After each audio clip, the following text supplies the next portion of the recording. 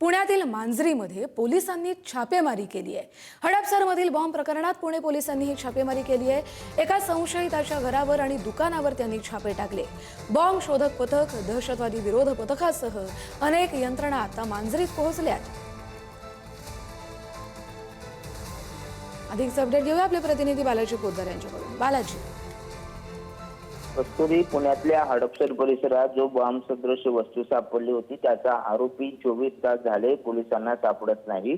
त्यामुळे पोलिसांकडून आता मोठी छापेमारी जी आहे ती मांजरी परिसरात करण्यात आलेली आहे। रात्री उशिरा एका संशयिताच्या दुकानावर आणि घरावर सुद्धा ही छापेमारी करण्यात आलेली आहे।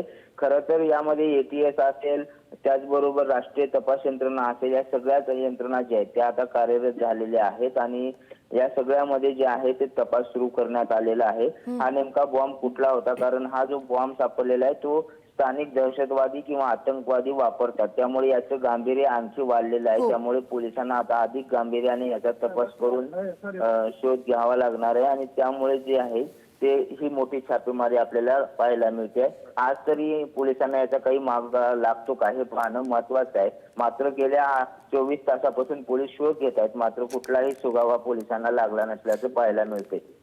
बरं, आता या छापेमारी अंती नेमके काय महत्त्वाचे पुरावे हाती लागतात हे देखील तुमच्याकडून जाणून घेऊ। धन्यवाद बालाजी, तुम्ही दिलेल्या सविस्तर माहितीसाठी।